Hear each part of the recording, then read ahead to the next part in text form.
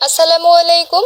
রোদে দেওয়ার ঝামেলা ছাড়াই কাঁচা আমের খোসা সহ টক মিষ্টি ঝাল ঝাল আমের তেল আচারের রেসিপিটাই আজকে শেয়ার করছি।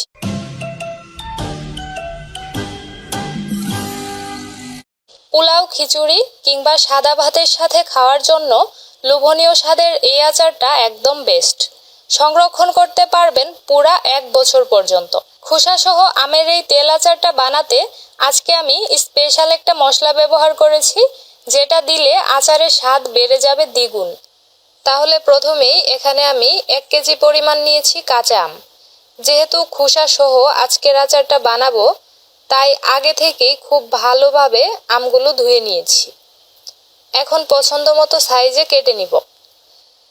আমার এই আমগুলো সাইজে বেশ বড় ছিল, তাই আমি একটা আম প্রথমে 4 ভাগ করে কেটে তারপর আবারও ছোট ছোট টুকরো করে কেটেছি। খোসার উপরে হালকা দাগ কেটে দিয়েছি, এতে করে আমের গায়ে মশলাটুকু ভালোভাবে ঢুকে যাবে। আপনাদের পছন্দ মতো যে কোনো সাইজেই আমগুলো কেটে নিতে পারেন। আরেকটা জরুরি কথা, এইভাবে খোসাসহ আচারটা বানাতে অবশ্যই আটিযুক্ত পরিপক্ক আম বাছাই করবেন। কচি আম দিয়ে এই আচারটা বানাতে গেলে গলে যাবে আর খেতেও ভালো হবে না। এবার আগে থেকেই গরম হতে দেওয়া পানিতে কেটে নেওয়া আমগুলো দিয়ে দিব। তারপরেতে 1 চা চামচ দিয়ে দিলাম লবণ।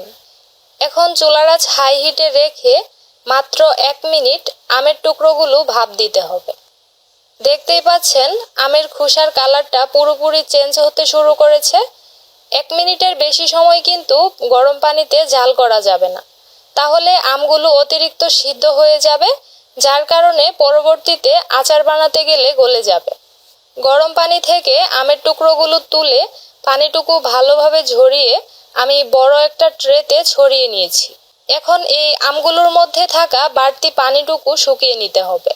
এ পর্যায়ে আপনি চাইলে সুতি কাপড় বা টিস্যুর সাহায্যে প্রতিটি আমের টুকরো এক এক করে মুছে নিতে পারেন, অথবা রোদের ব্যবস্থা থাকলে 1 থেকে 2 ঘন্টা কড়া রোদে শুকাতে পারেন। তবে আমি যেটা করব, 2 ঘন্টার জন্য ফ্যানের বাতাসে রেখে দিব। এতে করে বাড়তি পানিটুকু পুরোপুরি শুকিয়ে যাবে। এই ফাঁকে আচারের জন্য একটা স্পেশাল মশলা বানাবো, তাই প্যানে দিয়ে দিলাম স্বাদ মতো শুকনা মরিচ, এরপর 1 চা চামচ গোটা জিরা, 1 চা চামচ মৌরি বা মিষ্টি জিরা, এরপর 1 চা চামচ গোটা ধনিয়া, সেই সাথে 1 টেবিল চামচ দিয়ে দিলাম 5 ফোড়ন। এখন এই সব কিছু একদম লো আঁচে ভেজে নিতে হবে। আমের খোসা সহ এই আচারটা একটু টক মিষ্টি ঝাল ঝাল হবে, তাই শুকনা মরিচ একটু বেশি করেই দিয়েছি। মশলাগুলো ভাজার এক পর্যায়ে যখন দেখবেন এগুলো থেকে খুব সুন্দর ঘ্রাণ বের হতে শুরু করেছে, তখনই নামিয়ে নিতে হবে। তারপর মশলাগুলো ঠান্ডা করে আমি গুঁড়ো করে নিয়েছি। এখানে 2 টেবিল চামচ হলুদ সরিষা আর 2 টেবিল চামচ লাল সরিষা নিয়েছি। এগুলো আমি আগে থেকেই খুব ভালোভাবে পরিষ্কার করে ধুয়ে 20 মিনিটের মতো পানিতে ভিজিয়ে রেখেছিলাম। তারপর বাড়তি পানিটুকু ফেলে দিয়েছি। এখন এতে 1/4 কাপ ভিনেগার দিয়ে ভালোভাবে বেটে নিব।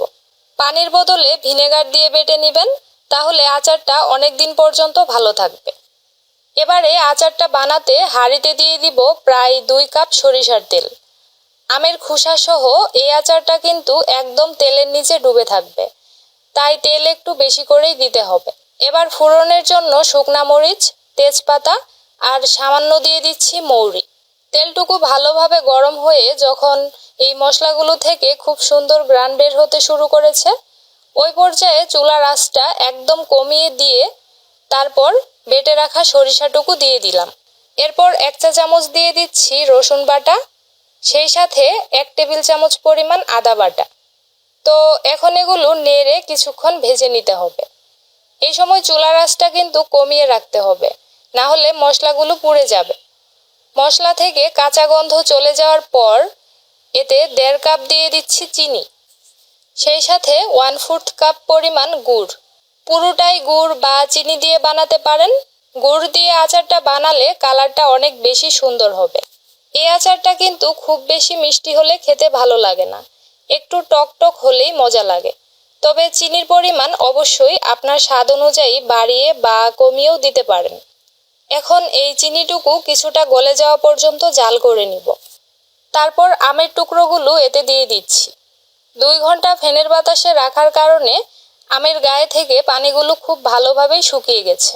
এবার এতে খুবই সামান্য পরিমাণে দিয়ে দিলাম হলুদের গুঁড়া আর সামান্য মরিচের গুঁড়া। এই হলুদ আর মরিচের গুঁড়াটুকু দেওয়ার কারণে আচারের কালারটা অনেক সুন্দর হবে। তারপর লবণ দিয়ে দিলাম স্বাদ মতো। আর এগুলো হচ্ছে একটু আগে ভেজে নেওয়া সেই মশলাগুলোর গুঁড়া। আমি অর্ধেকটা দিয়ে দিচ্ছি আর বাকিটুকু রেখে দিব আচার তৈরির একদম শেষের দিকে দেওয়ার জন্য। তো এখন আর কিছুই করতে হবে না, শুধু মাঝারি আঁচে আচারটা জাল করে যেতে হবে। খোসাসহ এই আচারটার জন্য আমের টুকরোগুলো সিদ্ধ হবে ঠিকই, তবে গলে যাবে না, একদম আস্ত থাকবে। ঢাকনা দিয়ে ঢেকে জাল করলে আমের টুকরোগুলো অতিরিক্ত সিদ্ধ হয়ে গলে যেতে পারে। তাই আমি মিডিয়াম আঁচে ঢাকনা খোলা অবস্থায় আচারটা জাল করে নিয়েছি। মাঝে মধ্যে একটু নেড়ে দিবেন যাতে করে নিচে লেগে না যায়। দীর্ঘদিন পর্যন্ত আচারটা ভালো রাখার জন্য আমি এতে 1/4 কাপ পরিমাণ দিয়ে দিলাম ভিনেগার। বেশ খানিক সময় জাল করার পর যখন আচারের মশলাটা ঘন হয়ে যাবে আর তেলটা এইভাবে ভেসে উপরে উঠবে, তখন বুঝতে হবে এটা হয়ে গেছে। নামানোর আগে এতে বাকি মশলাটুকু দিয়ে দিচ্ছি। এ পর্যায়ে আচারের শিরাটা কিছুটা পাতলা দেখালেও কিন্তু ঠান্ডা হলেই বাকিটা একদম ঘন হয়ে যাবে। টক ঝাল মিষ্টি আমের খোসাসহ এই আচারটা পুরোপুরি ঠান্ডা করে তারপর ঢাকনাযুক্ত কাচের পাত্রে ভরে ফ্রিজের নরমালে সংরক্ষণ করলে 1 বছর পর্যন্ত ভালো থাকবে।